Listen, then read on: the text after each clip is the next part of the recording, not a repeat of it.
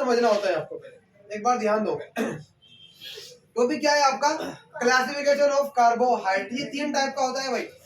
सबसे पहले आपको इसके टाइप समझने होते हैं। ए पार्ट होगा वो होगा भौतिक गुणों के आधार पर। किसके आधार पर? फिजिकल प्रॉपर्टी के आधार पर होता है। ध्यान देना होता है आपको। वो चुप नहीं हो रहे क्या? ध्यान दे लो एक बार यहाँ पे। पहला पार्ट होगा भौतिक गुणों के आधार पर। सेकंड पार्ट होगा जल अपघटन के आधार पर। और तीसरा पार्ट होगा अपचायक गुणों के आधार पर। ये ध्यान देना होगा।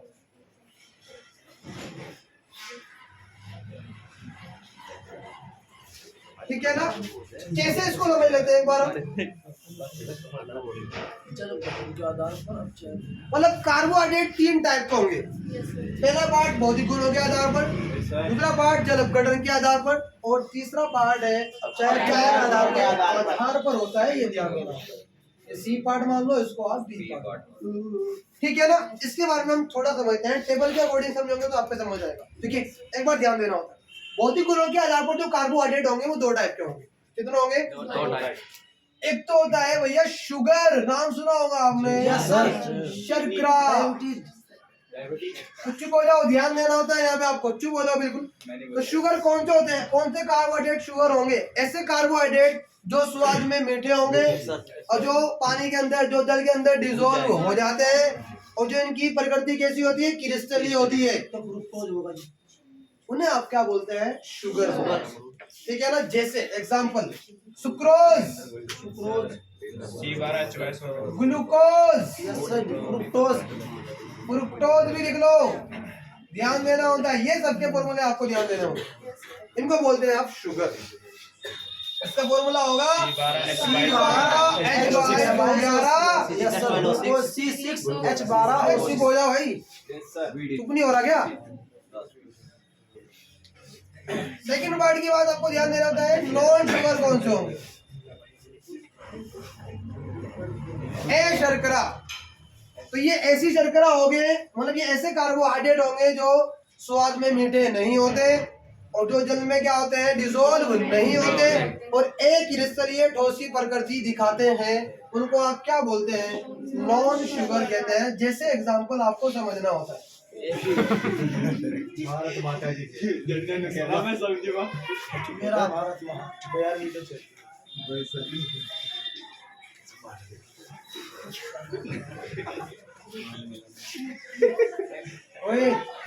झंडे की टॉपिक होता है आपका नॉन शुगर ए शर्करा। इसके बारे में आपको समझना होता है। देखो इसके एग्जांपल क्या होंगे? पॉलीसेकेराइड्स का नाम सुना होगा आपने, नहीं सुना तो ध्यान देना होता है। एक होता है आपका स्टार्च, एक होता है आपका सेल्यूलोज, एक होता है ग्लाइकोजन। ये क्या होते हैं? ये वाटर में डिसॉल्व नहीं होते, ये स्वाद में मीठे नहीं होते। इनको आप क्या बोल देते हैं? Non sugar. समझ आता है? ये स्वाद में मीठे नहीं होते स्टार्च। फिर भी शुगर वाले आदमी को कह आलू ना खाओ। तो अमरूद मीठे हो, अब आलू अमरूद मीठे हो पर शुगर वाले को दिए जा। आलू भाई ध्यान दे लो यहाँ पे। शुगर मैंने क्या बोला? यहाँ पे पॉइंट को पहले समझोगे। भौतिक गुणों के आधार पर ये 2 टाइप के होंगे। शुगर कौन से होंगे? जो स्वाद में मीठे होंगे और जल में घुल जाएंगे, वो कहलाएंगे शुगर। और नॉन शुगर कौन से होंगे? जो स्वाद में मीठे नहीं होते, जल में डिसॉल्व नहीं होते, वो कहलाते हैं नॉन शुगर। एग्जांपल आपको ध्यान देना होता है। अगला टॉपिक जो टॉपिक है इसका बहुत इंपॉर्टेंट टॉपिक है, जो है आपका जल अपघटन क्या होता है। ठीक है, इसके बारे में आपको थोड़ा समझना होता है। ये आपको ध्यान देना होता है। ये 3 टाइप का होता है भाई। जल अपघटन के आधार पर कितने प्रकार का होता है? 3 टाइप का। 3 प्रकार का होगा। एक तो होता है भैया मोनोसेकेराइड। चुप हो जाओ, बोलना नहीं है किसी को बिल्कुल भी। यहाँ पे ध्यान देना होता है। मोनोसेकेराइड्स, सबसे पहले आपको ध्यान देना होता है। सेकेराइड्स किन्हें बोलते हैं? तो सेकेराइड्स कार्बोहाइड्रेट को बोला जाता है। किसे बोला जाता है? और ये जल अपघटन के आधार पर तीन टाइप का होगा। एक तो होता है मोनोसेकेराइड, एक होता है ओलिगोसेकेराइड। कौन सा होता है? ओलिगोसेकेराइड होता है, ये ध्यान देना होगा। ठीक है ना? एक होता है ओलिगोसेकेराइड एंड लास्ट होता है पॉलीसेकेराइड होता है, ये ध्यान देना। शॉर्टकट में लिख दिया, ध्यान देना। ये तीन टाइप के होंगे, एक तो मोनोसेकेराइड, एक ओलिगो और एक पॉलीसेकेराइड। अब आपको ध्यान देना होता है जो मोनोसेकेराइड्स हैं इसमें जो कार्बन की संख्या होगी वो कितनी होगी? 3 से लेकर के 7 तक होती है। किसकी? कार्बन की संख्या किसकी होती है भाई? हाँ, कार्बन की संख्या 3 से 7 तक होती है और इनका जल अपघटन नहीं होता। जैसे एग्जांपल की बात करूं मैं, C6H12O6 ये ग्लूकोज होता है। क्या होता है ये? ग्लूकोज या फ्रुक्टोज। आप ग्लूकोज भी ले सकते हो यहाँ पर या फिर आप फ्रुक्टोज ले सकते हैं। ध्यान देना होता है, ये मोनोसेकेराइड में आता है। किस में आते हैं ये? तो ये ऐसे सेकेराइड होंगे इनका जल अपघटन नहीं होता, इनमें कार्बन की संख्या 3 से 7 होगी, क्या कहलाएंगे? आपके मोनोसेकेराइड। ठीक है ना? ये आपको ध्यान देना होता है। ओलिगोसेकेराइड कौन से होंगे?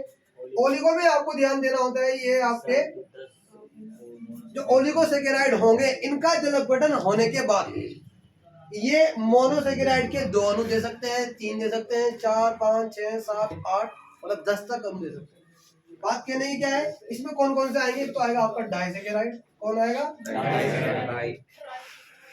एक तो डाइसेकेराइड आएगा और कौन आएगा?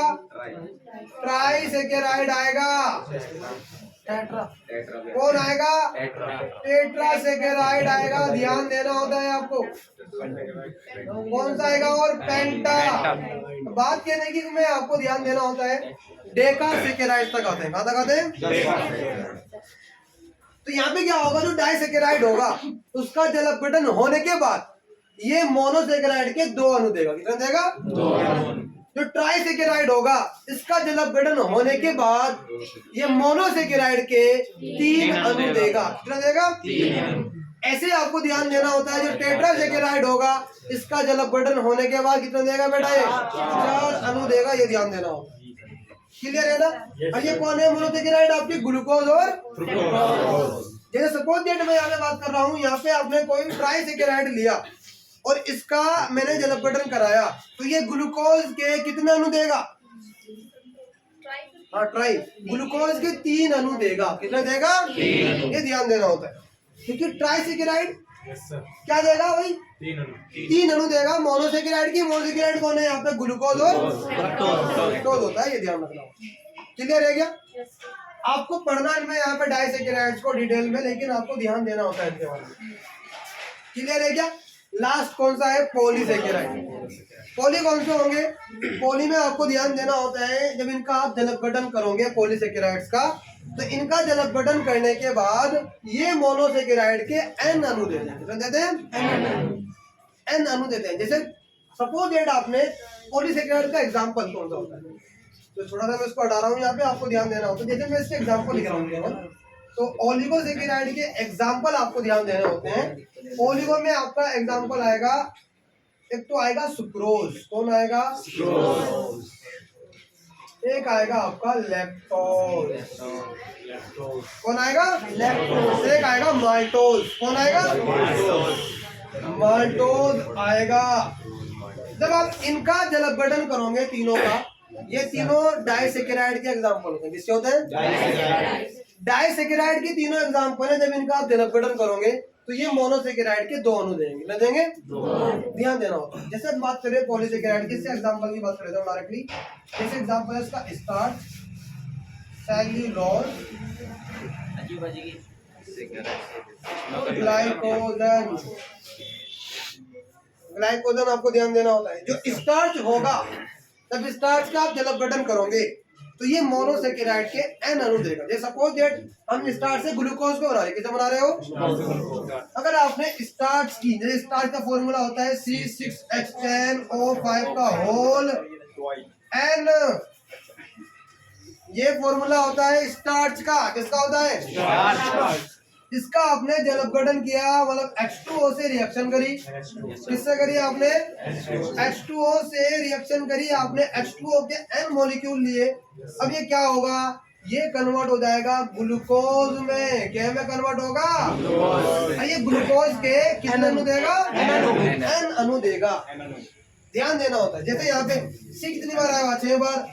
H कितनी बार है यहाँ पे? 10 और 2 12 हो गए। O 5 और 1 6 और यहाँ पे ना, यहाँ पे तो N आपका शुरू में। क्लियर है ना? तो स्टार्च का जब आपने जल अपघटन किया, किसका किया? स्टार्च का आपने जल अपघटन किया तो ये ग्लूकोज के N अणु देता है। ये ध्यान रखना। क्लियर है क्या? जी सर। ऐसे ही आपको ध्यान देना होता है। जैसे आप सेल्यूलोज का करेंगे या ग्लाइकोजन का करोगे, इसका जल अपघटन करने के बाद आपको मोनोसेकेराइड के, चाहे ग्लूकोज हो या फ्रुक्टोज, ये उसके एन अणु देगा। क्लियर है क्या? Yes sir. ये शायद आपके तीनों टॉपिक समझ आ गए होंगे। तीनों नहीं आए थे सर, क्यों, क्या दिक्कत है? वो तो रह गया, आप चेक